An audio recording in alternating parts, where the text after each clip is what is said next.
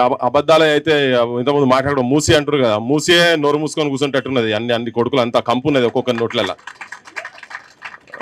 రాజకీయ నాయకులలో అంతా కంపు ఉన్నది. నేనేమంటున్నా అంటే, ఇవన్నీ ఏం చేసినా ఆత్మహత్యలు జరిగినా, నిరుద్యోగుల ఆత్మహత్యలు కూడా జరిగినాయి, ఆడపిల్లల ఆత్మహత్యలు జరుగుతున్నాయి. కొన్ని అయితే నేను బయటికి కూడా తీసుకొచ్చిన, మీకు తెలుసు అవన్నీ.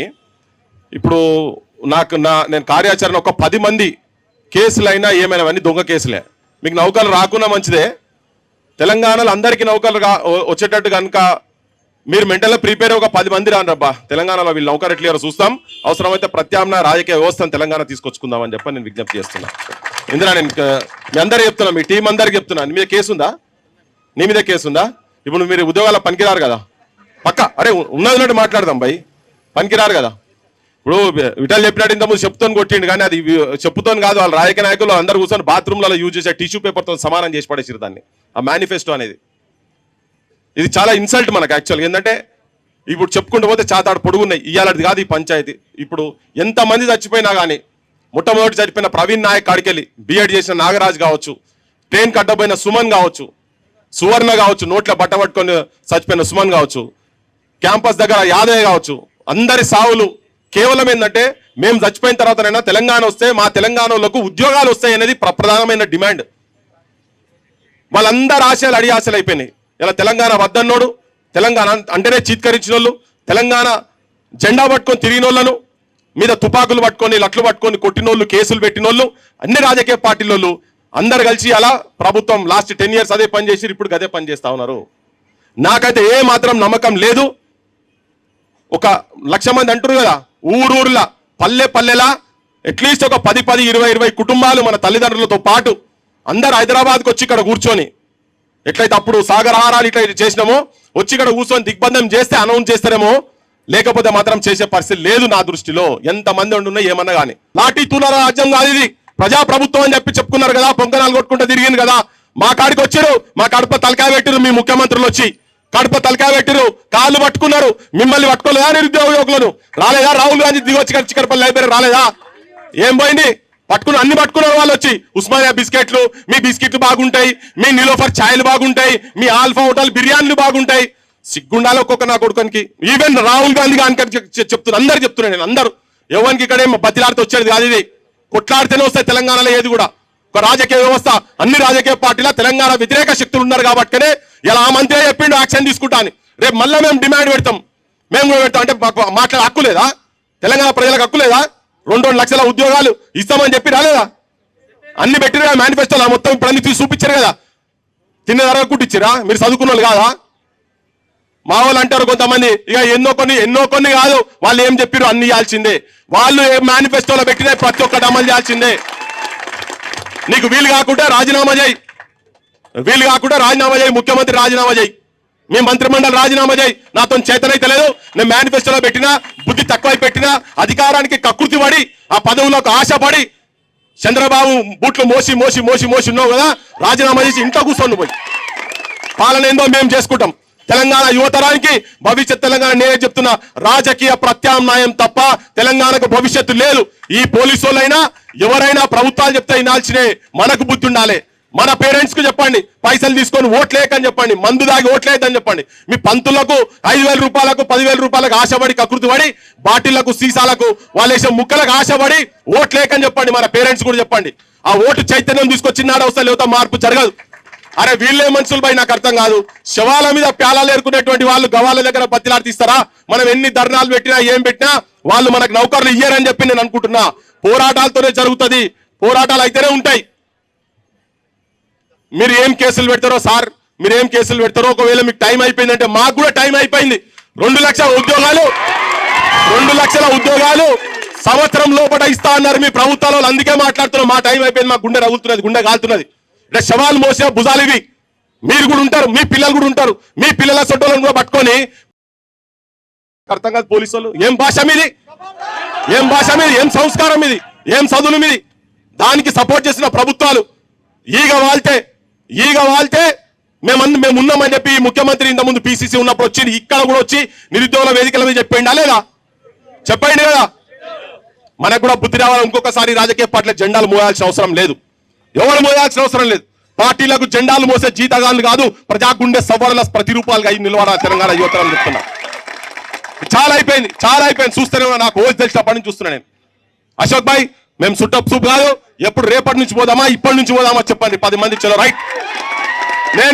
నేను ప్రతి వేదిక మీద మాట్లాడతా బరాబర్ మాట్లాడతా. విఠల్ చెప్పినట్టు మొట్టమొదటి ధర్నా చేసేటప్పుడు కూడా రాత్రి 12:30కు వస్తే మా జనార్దన్ ఫోన్ చేసి నాకు ఇందిరా వీళ్ళు ఫోన్ చేసి చెప్పిన ఒక్క నిరుద్యోగం మీద లాఠీ దెబ్బ పడాల మాత్రం ఊకోం మేము, ఇది మొత్తం అగ్గే రాసుకుంటా తెలంగాణలో. ఇలా అదే చెప్తున్నాం, మన మంత్రి ముంగడ చెప్పినాం, ముఖ్యమంత్రి ముంగడ కూడా చెప్తాం. ఎక్కడికంటే ఏ స్థాయికి అయితే ఆ స్థాయికి పోతాం. ఈ కంఠంలో ప్రాణం ఉన్నంత వరకు, గొంతులో ధ్వని ఉన్నంత మటుకు ముఖ్యమంత్రి గాని ఎవరు గాని ఈ రాజ్యాన్ని ప్రజల పక్షాల నిలబడి ప్రశ్నించుడు బరాబర్ చేస్తాం. పరిష్కార మార్గం చూపేంత వరకు కొట్లాడాల్సిన అవసరం కొట్లాడాలి.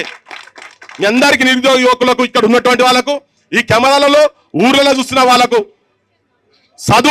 చదివిపిస్తేందుకు కైకూలు చేసి కావచ్చు నానా ఇబ్బందులు పడి చదివిపిస్తున్న మీ అందరికీ తల్లిదండ్రులు కూడా నేను విజ్ఞప్తి చేయాల్సుకున్నది ఏంటంటే, మీ ఓట్లు అమ్ముకోకండి. మీ పిల్లలు హైదరాబాద్లో చాలా ఇబ్బందులు పడి చాలా కష్టాలు పడుకుంటా పరువును గుప్పెట్లో పెట్టుకొని 5 రూపాయల బియ్యం తినుకుంటా, కారం పొడి ఒక పూట తినకుండా అవమానాలు పడుకుంటా, కొంతమంది ఏదో సోకులకు రాజకీయ నాయకులు బట్టి తిరుగుతున్న వాళ్ళందరినీ పక్కకు పెట్టండి. 99% ఇబ్బందులు పడుకుంటా మా భవిష్యత్ ఏం కావాలి? ఇంటికాడ చెల్లెళ్ళు పెళ్లికున్నారు, అక్కలు పెళ్లికున్నారు, అప్పులు చేసి తల్లిదండ్రులు చదివిస్తున్నారు. కేవలం ఏదో ఒక ఉద్యోగం వస్తే గౌరవంగా బుక్కడి భువనన్న వాళ్ళకు పెట్టేటువంటి పరిస్థితి ఉండాలంటే పిచ్చి స్కీములు పెట్టి బిచ్చపొలు లెక్క మన అడక తినే స్థాయికి తీసుకొచ్చి మన ఇళ్ళలో ఎవరు చచ్చిపోతే నాకు 5,000 రూపాయలు ఇచ్చిండు, ఒక బియ్యం బస్తా ఇచ్చిండు అనగానే గొప్ప రాజకీయ నాయకులు అవుతున్నారే. వాడు 5,000 రూపాయలు బియ్యం బస్తా ఇస్తే మనం గొప్ప చెప్పుకునే స్థాయిలో అంత నిర్వీర్యంగా అంత దయనీయంగా తెలంగాణ యువతరం బతుకులున్నాయని చెప్పి మనకు ఆత్మవిమర్శ చేసుకోవాలి. మనం కూడా శరం తెచ్చుకోవాలి. ఈ రాజకీయ నాయకులు పొగుడే ముందు నాకు రాజకీయ వ్యవస్థ మీద కాదు, ఈ నాయకుల దుర్మార్గమైన నాయకుల మీద ఉన్నది. ప్రతి ఒక్కరు ఆంధ్ర లీడర్షిప్ అందరి యువకులకు నేను విజ్ఞప్తి చేయాల్సుకునేది అంటే, ప్రతి ఒక్క రాజకీయ పార్టీలో ఆంధ్ర నాయకత్వాల చేతులలో పెరిగినటువంటి వాళ్ళే ఇవాళ అధికారంలో ఉన్నారు. రేవంత్ రెడ్డి గారికి మొదలు పెడితే చంద్రశేఖర్ రావు మనం చూసినాం లాస్ట్ టైం. బీజేపీలో అట్లే పాడారు. తెలంగాణ వాదాన్ని నాదాన్ని నినాదాన్ని గుండె నిండా నింపుకున్నటువంటి యువతరం బయటకు వచ్చి రేపు రాజకీయ క్షేత్రంలో వస్తే ఈ తెలంగాణకు పరిష్కార మార్గం వస్తుంది. ఇలా వాళ్ళే మేనిఫెస్టోలో పెట్టారు కదా, 75% అని పెట్టి ప్రైవేట్ లో కూడా అన్నారు కదా. ఒక్కరన్నా ఎక్కడన్నా ఇచ్చిరా? ఉట్టిగా చూసేందుకు మొత్తం పేపర్లు అడ్వర్టైజ్మెంట్లు పెట్టుకుని సంతకాలు పెట్టి మరి మళ్ళీ పేపర్లో యాడ్లు చూసినాం కదా. 2 లక్షల ఉద్యోగాలకు సంబంధించిన పేపర్లు యాడ్ చేసిరు ఎలక్షన్ల ముందు. సంతకం చీఫ్ మినిస్టర్, ఇప్పుడున్న చీఫ్ మినిస్టర్, అప్పుడున్న బట్టి విక్రమార్క వీళ్ళందరూ సంతకాలు పెట్టి రిలీజ్ చేశారు కదా. అందుకనే చెప్తున్నా, మా టైము ఇక ముందున్నది. మీరు మా టైం అయిపోయింది అనుకుంటారు కదా, రేపు జనంలో కూడా పోతాం, మా టైం ఏందో మేము కూడా చూపిస్తాం. అసలు తెలంగాణ వాదులు ఎవరో, ఈ తెలంగాణకు కావాల్సిన ఏంటియో, ఈ ఉద్యోగాలు మేము ఎట్లా తీసుకుంటామో, మిమ్మల్ని రాజకీయ నిరుద్యోగులను చేసి తెలంగాణ యువతరం మీ జాగాలలో 119 మంది అక్కడ కూర్చున్నది కావచ్చు, సర్పంచులు కావచ్చు, ఎంపీటీలు జెడ్పీటీలు కావచ్చు, ఈ ఎలక్షన్లు పక్కకు పెడదాం. కానీ వచ్చేటి తెలంగాణలో నిజమైన వాళ్ళ చేతిలో తీసుకొచ్చేదాకా నిర్విరామంగా ధైర్యంతో కలేజా ముంగడ పెట్టి అమరులను ఒక్కరినే మీరు దిమాక్లో పెట్టుకోరి రాజకీయ నాయకుల వేదికలకు ఎక్కండి. నేను అశోక్ భాయ్కి నేను ఒక విజ్ఞప్తి చేసుకున్నామన్న, ఆ మాజీ ముఖ్యమంత్రి బిడ్డ వేదిక మీదకి పోయిండు, నాకు నచ్చలేదు అది.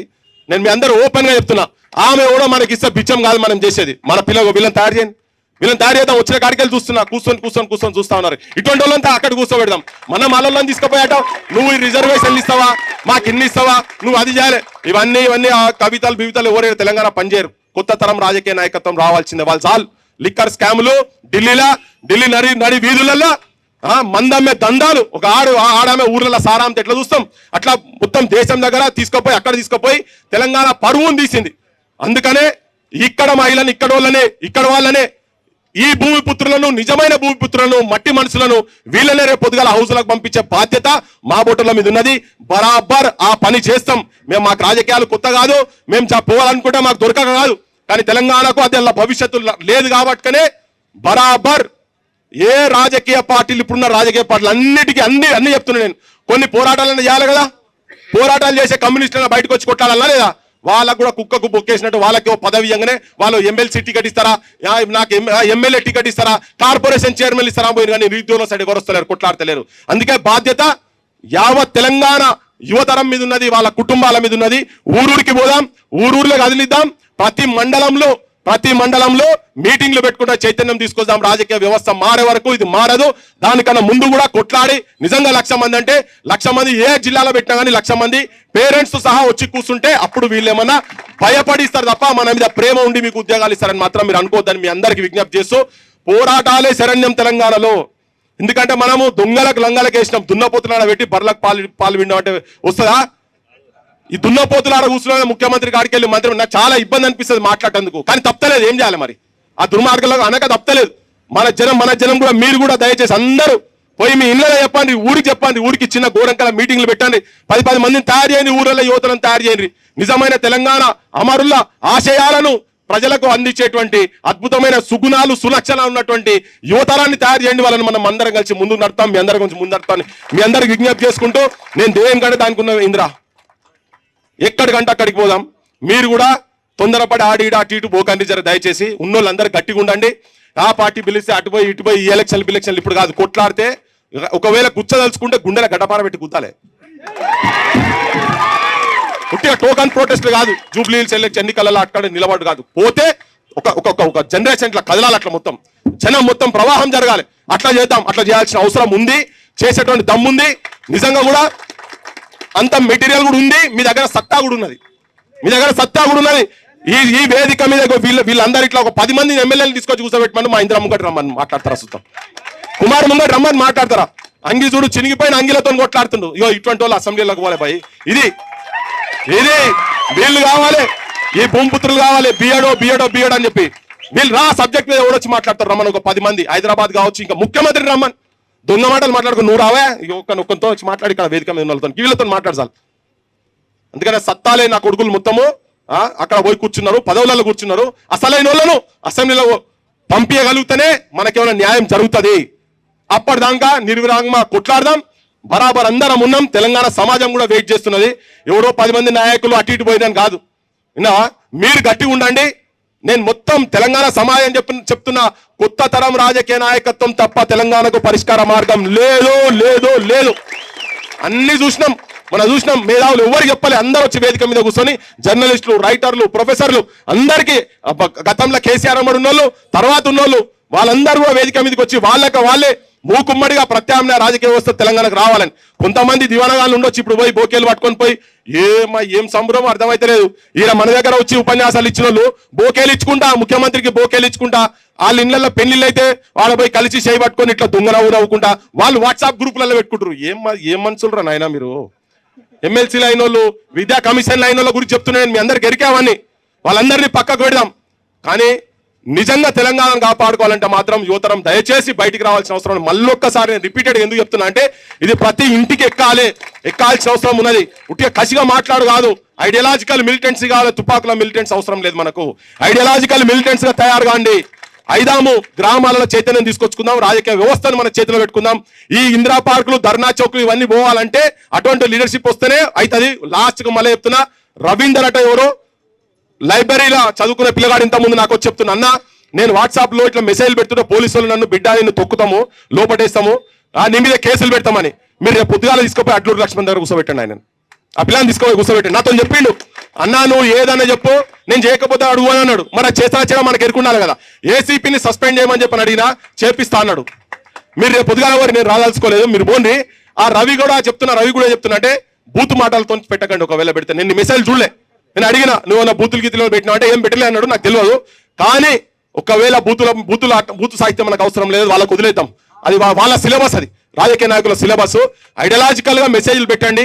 అక్కడ ఏమైనా ఇబ్బంది అయితే మాత్రం బరాబర్ వీళ్ళకి ఎవరైతే పోస్టింగ్లు ఇస్తారో వాళ్ళ పోస్టులు ఊడబిక్కినాడు మనకు అన్ని అయితే ఆడదాకా పోదామని చెప్పి ముగిస్తున్నాను. Thank you.